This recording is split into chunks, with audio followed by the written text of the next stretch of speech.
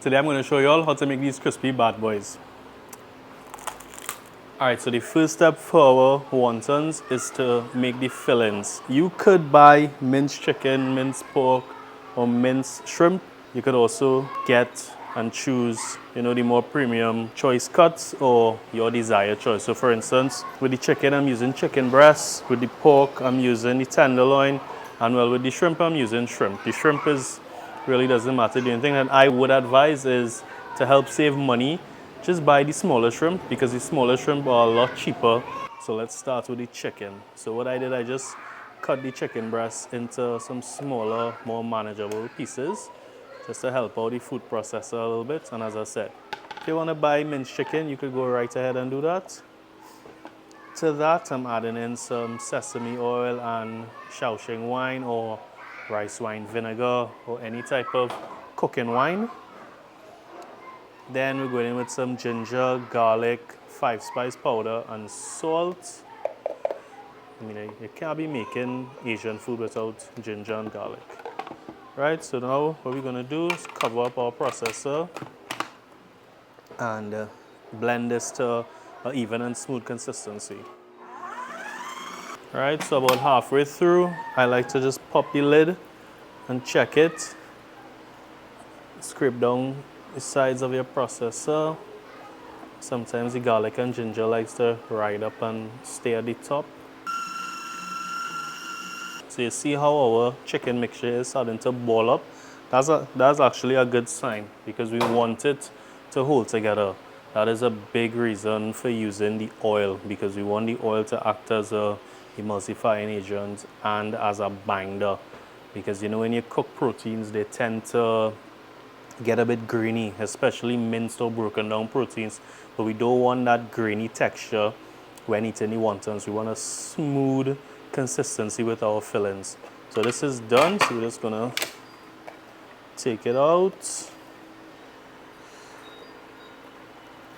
transfer to our bowl, and fold in this chive. I prefer to fold in the chive because I find rather than completely obliterating it in the processor, once you chop it into small pieces, that is perfectly sufficient. We go with our chives, and then just mix it in. Alright, moving on to the pork now. So as I said, I'm using pork tenderloin, so I just cut it up into some more manageable sized pieces for the processor. Going in with some bacon. The reason for the bacon, really for the fat and also for the flavor in the bacon, but more so for the fat because pork especially likes to get grainy when cooked. So the bacon or the fat in the bacon is going to act as the emulsifying agent and also impart its own unique flavor into the filling. Now, all the other ingredients are somewhat similar to the chicken, but vary somewhat because the fat in the bacon, or because of the fat in the bacon, I do not need to add as much sesame oil, for instance. So that was cut down.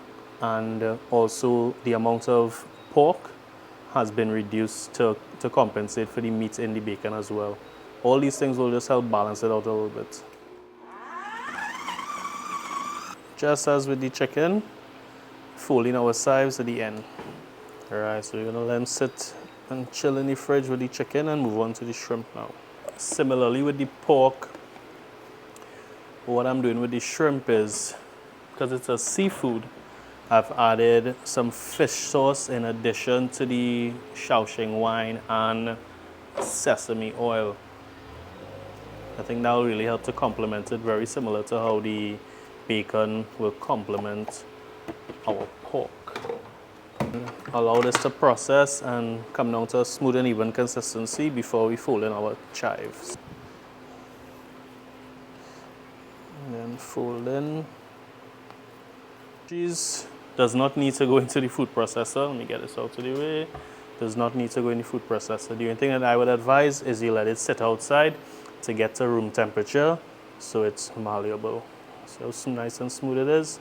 Right, so to this, I'm just adding some garlic powder and some salt. Salt will really help to just bring all the flavors alive. I prefer to add the powdered seasonings to the cream cheese because remember we're not cream cheese is a lot smoother, so we don't want to add any large chunks or pieces of anything else to it. And to this I'm just adding one egg, one large beaten egg. This will help to bind all the ingredients when in the oil. Right, and then lastly, of course, our Chive. Just want to give this a good mix. Alright, so you just want to let this sit in each other, and this one you want to let it sit for a little while to solidify a little bit, just to make it a little easier to fill. I mean, you could fill it as is, but if it's your first time doing it, I would strongly suggest letting it solidify a bit before beginning to fill your wontons.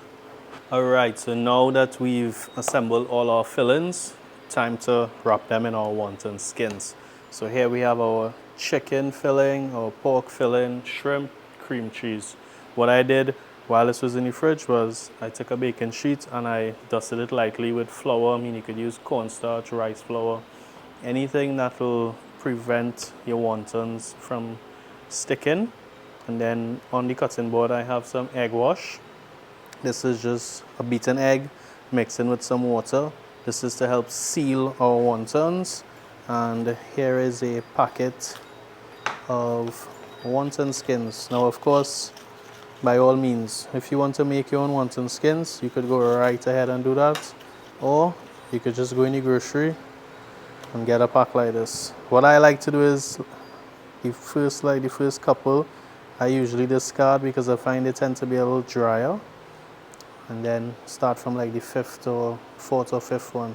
So what I'm doing here is to just take it, just resting in the palm of my hand, starting with the chicken. I'm just taking about a teaspoon's worth and I'm just scooping it in right into the center. Take my egg wash mix and I'm gonna brush it on two ends or two sides out of the four sides of your wonton skin. And I'm doing it over the egg wash just to help keep my board clean. And then I'm taking it and pressing it onto the other two sides that were not brushed with the egg wash. And then when I'm squeezing, I'm removing any air from inside. So you could just see the hump here with the filling, and the rest is just the skin touching. Now from here, you could fold this how you want. I typically just dip one corner in the egg wash and then just fold it in towards each other and squeeze. I'm squeezing hard because what happens with the wonton skin mixture is that when fried, remember frying is a dry method of cooking, the skin is going to expand and it will want to naturally separate from each other, which is why you have to apply the egg wash solution. And then here, which is why I am pressing into it. I'm not sure if the camera could pick up my indentation. You can see like my finger, my indentation, press it in hard because I want this to hold in place. And that's pretty much it. I'll show you one more because there's one more thing I want to show you with the filling. So when I'm adding in here to help myself, if you flip over here, I'm using my middle finger to scrape the spoon clean. Again, I'm brushing over my egg wash just to help prevent any mess on my board. I'm squeezing, and while I'm squeezing, I'm removing all the air from inside because I want to keep the filling together. I want to remove any air, dip in one corner, fold it in, squeeze, and that's it. Alright, so now it's time to fry our wontons. So you see the temperature here reading 321. Ideally, I would say anywhere between 315 max 320 would be the ideal temperature. So we're going in, we fill our chicken first. So we're gonna go in with the chicken. Just frying them in some vegetable oil. What I did, I filled this pot up about just above 1/3. And I'm adding in a dozen of the chicken wontons. Now, of course, you don't want to overfill your pan, but because it was at about 321, I just went ahead and added in all. So what you're aiming for here is a lightly golden fried wonton.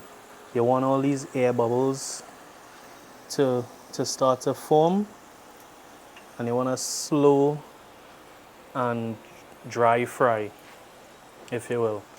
That's why the temperature, typically you fry your average item at like 350 degrees Fahrenheit. But for this, because the filling is a little bit and the wonton skin, you really just want it to crisp up. It's already yellow, so it's not much for it to get that golden brown color. You want to fry it on a low temperature because you don't want to burn it. And what I'm doing here, I'm just tossing it around just to evenly fry, because wontons is not something you could really let fry on one side and then turn to the other side. And also, remember, because frying is a dry method of cooking, these air bubbles, what that's doing is, or what's that telling you is, that's the moisture being drawn out from your chicken filling in this case. So as those air bubbles begin to dwindle, that is also another sign that your wonton is ready, it's fully cooked. Apart from color, but color is really based on how well you're able to maintain the temperature of your oil. Because if your oil is very hot, it's gonna get brown or get dark in color very quick, which will be a false reading of it being ready. Yeah, so you can see the difference in color. See the air bubbles form, or the wonton skin has expanded a little bit, dried out. Right, so let me just pull up some, or let me see if I could get all in the baskets. Oh yes, I can. Lovely. So as you can see it here, you see what I was talking about earlier, how the skin will naturally want to pull apart. The oil is very hot, but you can see here how the skin naturally pull apart from each other while expanding and forming these air bubbles, which gives the wonton skin that quintessential crispy texture. So I'm just going to shake off the excess oil and transfer to the wire rack. Let me just check the temperature here just to show you. Right, so you see 320 degrees Fahrenheit. So this is ideal temperature to be frying. Right, so we're going in again with our pork.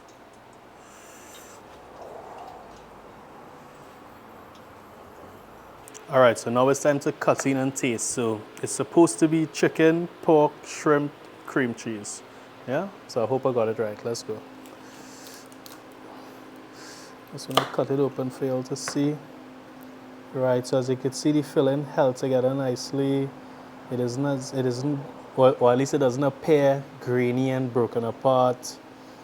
Let's taste and see. Actually, you know what? Let me cut open all first. It's time for the pork. So similar to the chicken, held together nicely.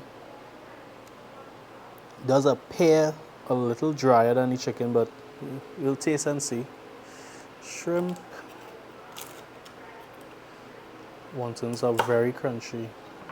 Oh, you could see this also held together nicely, and you could actually see it almost glistening at you. So the moisture level is very good in that. And then, well, I'm not even sure if this one might run off. Well, let's see. Oh, it's holding together nicely. Oh, lovely. All right, time to taste now. Let's taste.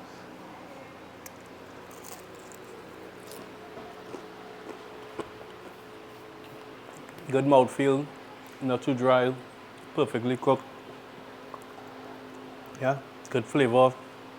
Yeah, let's go in with the pork now. Actually, let me taste the filling by itself. Oh, look at that juicy thing coming out of that pork.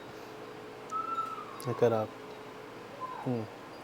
So even though it was looking dry than the chicken, it's full of moisture. Let me taste it by itself. Oh yeah. Oh yeah, you can get the smokiness of the bacon too. Oh wow. Let me taste it with some sweet Thai chili sauce here. This is actually a local product made right here in Trinidad and Tobago. A real nice product. I mean, naturally, this sauce has a lot of the ingredients that the fillings already have. It's a Asian sauce, so it naturally pairs well with it. So I mean, it's a no-brainer that it's going to taste good. Shrimp down. Let me squeeze the shrimp like how we squeeze the.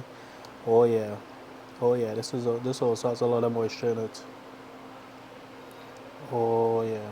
Let me just put a little sauce on it. You know, in Trinidad here we love sauce, and a lot of people, for whatever reason, love to put ketchup on, or love to eat wontons with ketchup. You know what I mean? I like it. You get any fish sauce again. You know, you want to treat each filling as an individual. You don't want a broad stroke in terms of the flavors and the amounts and the ratios of the different ingredients. If it's shrimp, you know, add a little fish sauce, you know, add some more ginger, add a little, squeeze a little acid in it, you know, a little lime or lemon, you know, just to make it that, you know, that much difference. All right, time for the cream cheese now. I mean, this one really doesn't need any sauce. This is still very creamy.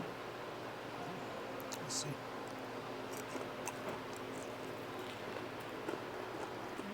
First thing hitting is the garlic, chive. It looks very chalky. Let me take this out to share it. Let me see. It looks very chalky, but it isn't. It's very smooth on the palate, almost melting in your mouth. Still maintaining its creaminess. So when you all make it, make sure to send us some pictures, send us videos, let us know how it tastes. Always love to hear from you all. Right? Bye.